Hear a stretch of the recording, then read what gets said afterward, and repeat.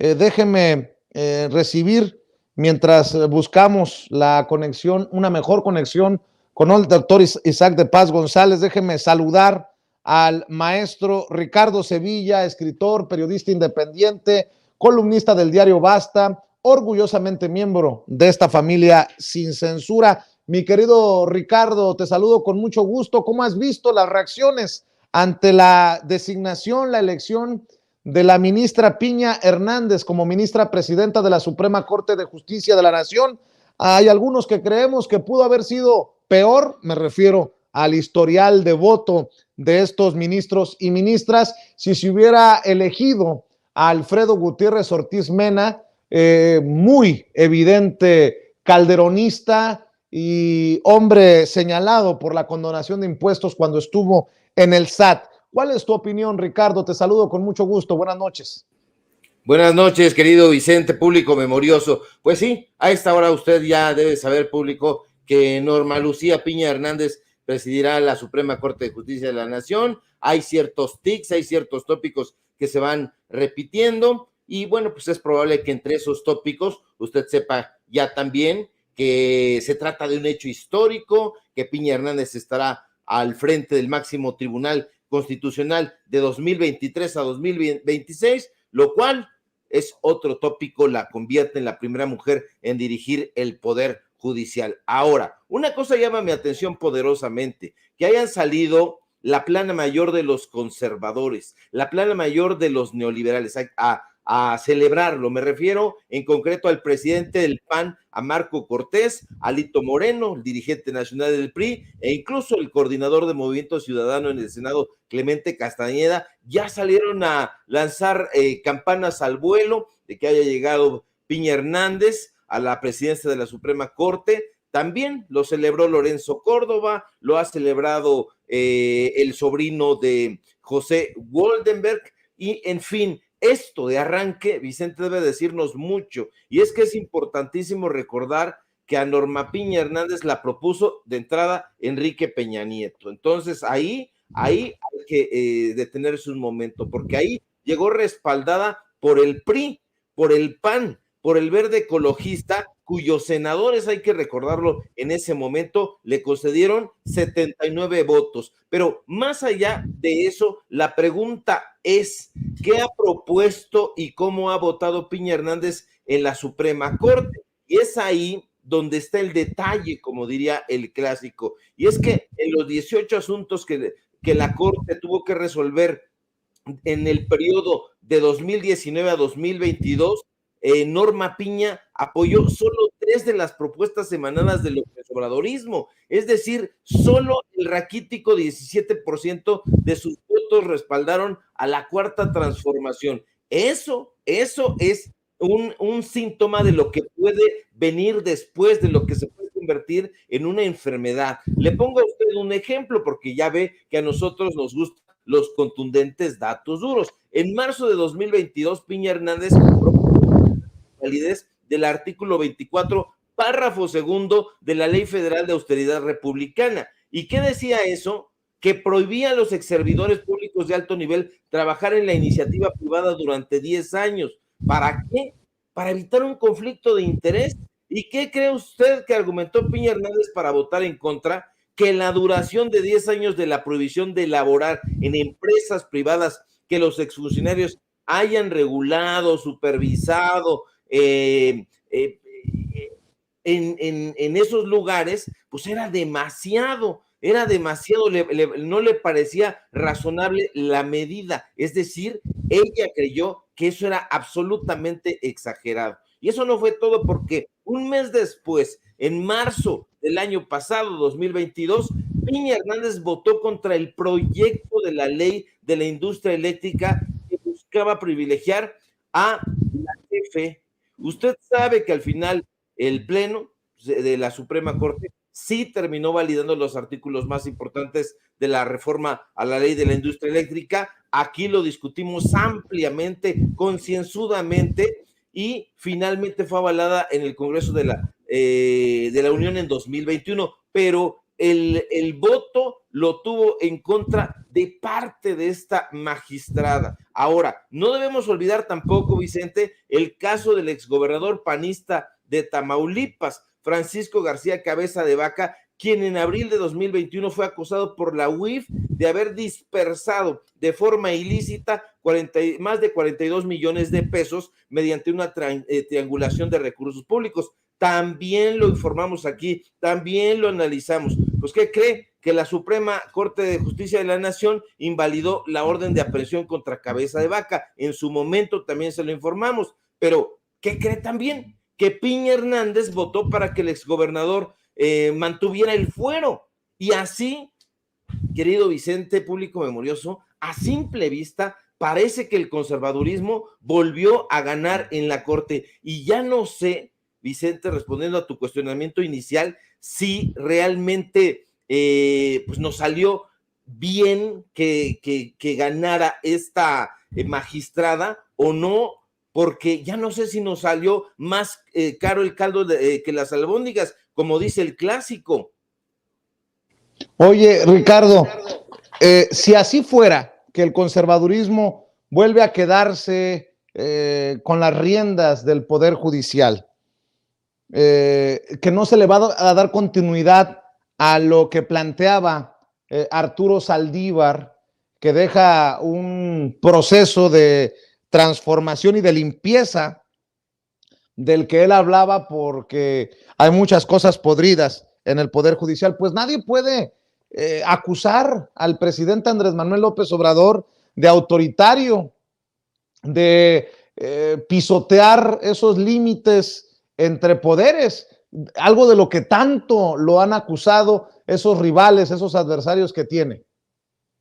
Y no pueden salir a decirlo, querido Vicente, porque no es un argumento. Se les iba a ocurrir en su momento expresarlo, por supuesto, porque así es la sevicia de los conservadores, pero para nada. No es un dictador, no es un autócrata, no impuso su voluntad, como dijeron, como cacarearon todos estos personajes, todos estos voceros de la prensa corporativa. No lo hizo López Obrador, al contrario, fue una votación, si cabe decirlo en esos términos, bastante reñida. Ahora, pues bueno, ya están como inoculándole un poco a la izquierda, y eso hay que llamar como a una reflexión más profunda, porque ya salieron a decir que lo importante, lo más importante es que haya sido una mujer la elegida para presidir la Suprema Corte de Justicia. Pero yo pregunto a riesgo de ser impopular, más impopular, ¿realmente es importante que un hombre o una mujer presida en la Suprema Corte? ¿No debería ser más importante que más allá de su sexo fuera una persona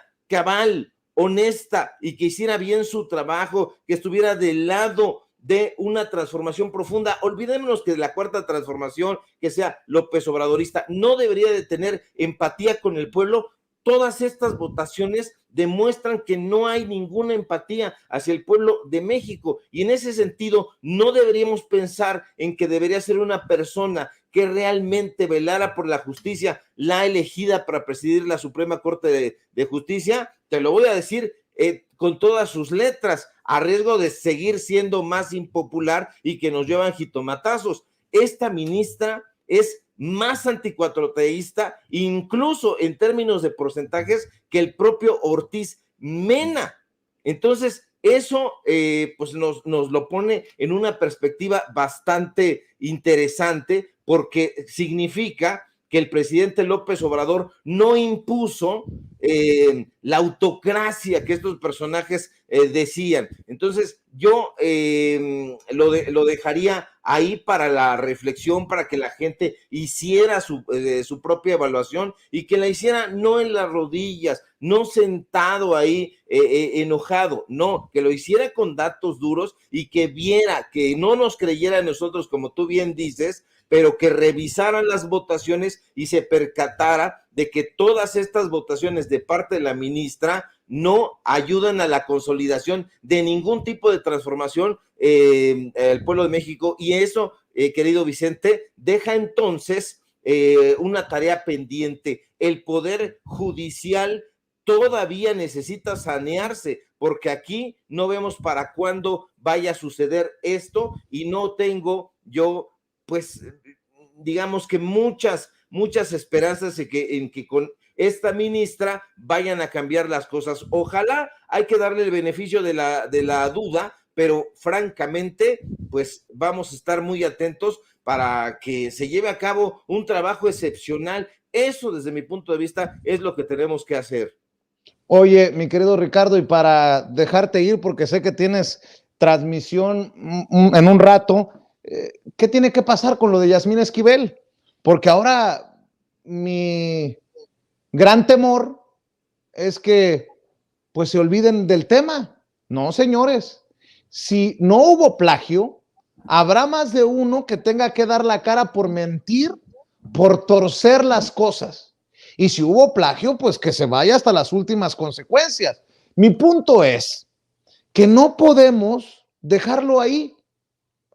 Pues ya no llegó a la presidencia de la Suprema Corte de Justicia de la Nación y ya se la fregaron. No. Si hubo plagio, ¿de quién fue? ¿De ella? ¿Del otro licenciado que presentó la tesis? ¿Qué responsabilidad tienen los que presentaron la información dolosamente si es que no hubo plagio? En fin, hay muchas aristas todavía sueltas y que hay que explorar en el caso de Yasmín Esquivel, porque si lo dejamos suelto, estaríamos dándole la posibilidad a medios mercenarios, a pseudointelectuales, a periodistas malandros, a que se armen cada vez que se les antoje, se les hinche un tanate, diríamos allá en Sonora, se avienten un montaje, se avienten un escándalo y provoquen estas cosas como lo que nos ha tocado presenciar y ser testigos en los últimos días, que llegó a su culminación o a su clímax con la elección de Piña Hernández como ministra de la Suprema Corte de Justicia de la Nación. ¿O cómo lo ves, Ricardo? Sí, tienen que responder, querido Vicente, porque fíjate, quién sabe si lo hicieron sin querer o metieron pues el pie en un fango, porque se pusieron a defender a un personaje, a Báez Gutiérrez, este sujeto al que Juan Carlos Rodríguez, el flamante entrevistador de Eje Central, fue hasta Xochimilco a entrevistarlo. Pues bueno, resultó que es todo un personaje y bastante tétrico. Es un personaje que, pues bueno, ha sido acusado por amenazas, por robo en transporte público con violencia, por robo a repartidor sin violencia, por robo de autos, por robo de vehículos. O sea, es un personaje absolutamente tétrico, y eso tiene que responder Guillermo Sheridan, tiene que responder el portal Latinus. Ya la Universidad Nacional Autónoma de México dijo que hay un caos, lo dijo con todas sus letras. En la mañana nosotros pusimos esas imágenes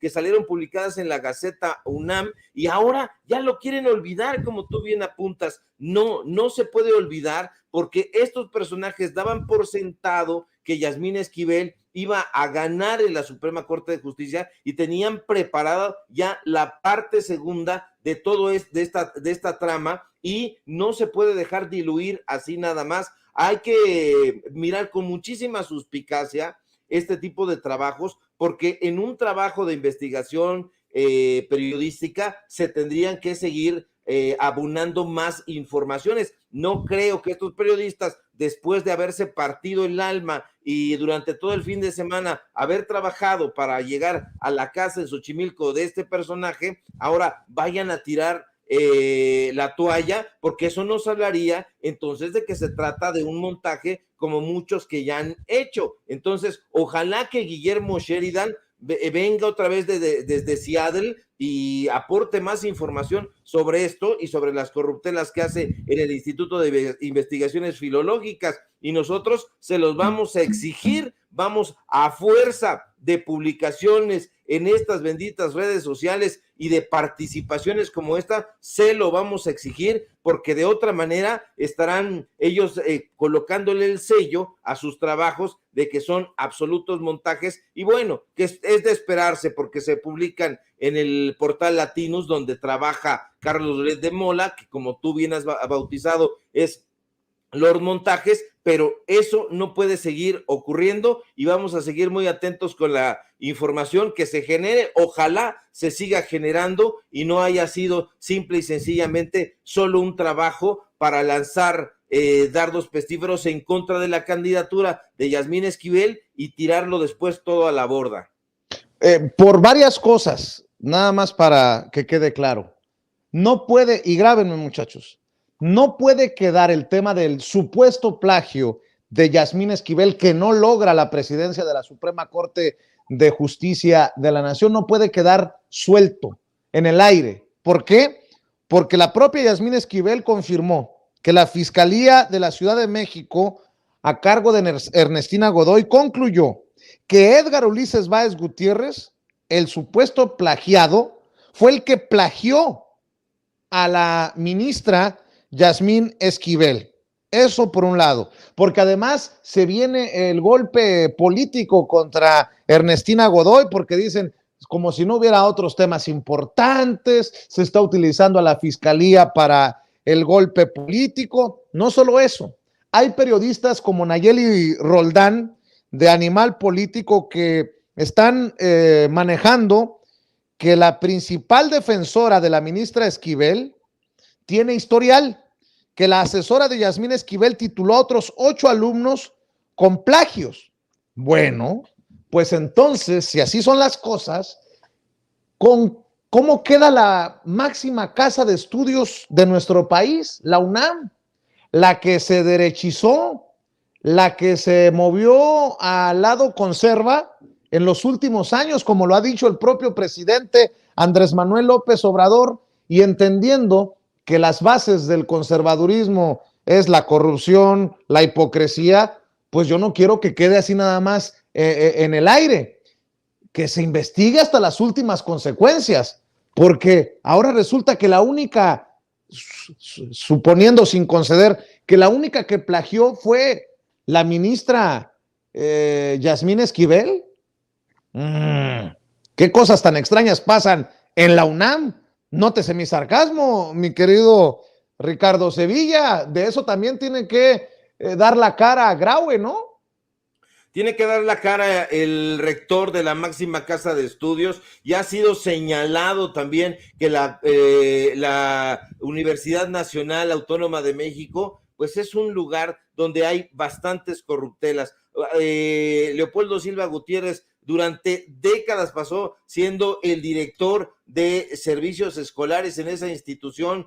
Salvador Malo Álvarez pasó décadas siendo el secretario general de la máxima casa de estudios. Nosotros hemos documentado aquí cómo Ricardo Rafael de la Madrid dio un presupuesto millonario, está firmado por él, por Jorge Volpi Escalante, a González Iñárritu, para llevar a cabo una exposición que no visitó prácticamente nadie. Era una exposición de élite con dinero público, con dinero de la Universidad Nacional Autónoma de México, que podría haberlo invertido en cosas más redituables para la población estudiantil. Definitivamente tiene que responder la UNAM.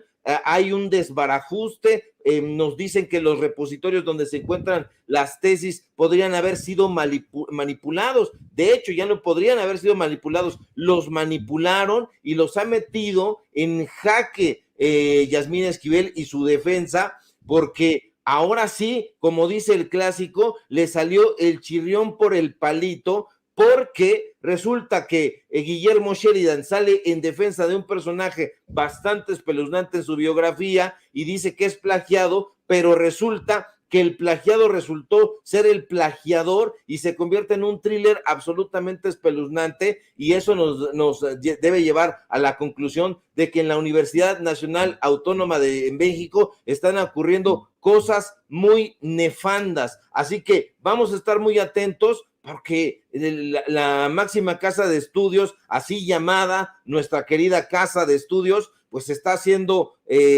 torpedeada gracias a que hay una rectoría bastante corrupta, gracias a que hay una fundación UNAM, donde por cierto sigue participando ahí el ministro Ortiz Mena, y que habrá que ver cuál es el papel que tiene, y si no, podría haber conflicto de interés con el trabajo que está realizando en la Suprema Corte de Justicia. Hay muchas cosas que entender y muchas cosas que tiene que explicar la UNAM, querido Vicente.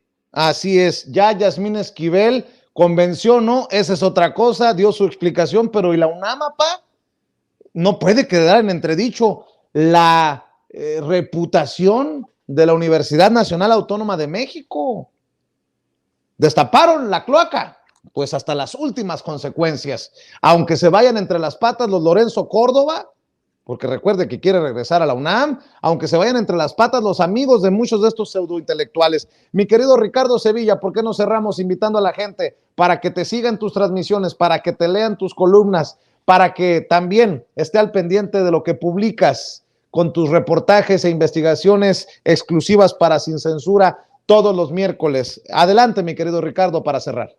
Claro que sí, querido Vicente, un gusto como siempre compartir el espacio y los micrófonos de Sin Censura, este medio de comunicación libre como el viento. Síganme por favor en Twitter, @SevillaCrítico, en Facebook, Ricardo Sevilla, así nada más, en el portal Paralelo 24, donde estamos publicando estas investigaciones especiales que con antelación presentamos aquí en Sin Censura. Síganme por favor en el diario Basta, donde soy columnista. Síganme por favor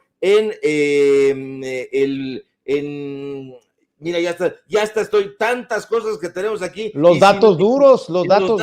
Y sin teleprompter aquí, que nos diga alguien y sin Chicharito, pues nos vamos de bruces. No, al contrario, hay mucha información. Síganos en los datos duros, Ricardo Sevilla, los datos duros. Tenemos informativo, es de lunes a viernes en punto de las 8:30, y por supuesto aquí en La Familia Sin Censura, donde somos orgullosamente miembros. Un fuerte abrazo, querido Vicente, público memorioso. Si todo marcha bien, ojalá que sí, nos encontramos por aquí el día de mañana. Claro que sí, te mando un abrazo, el maestro Ricardo Sevilla, hablando con nosotros Sin Censura. Buenas noches.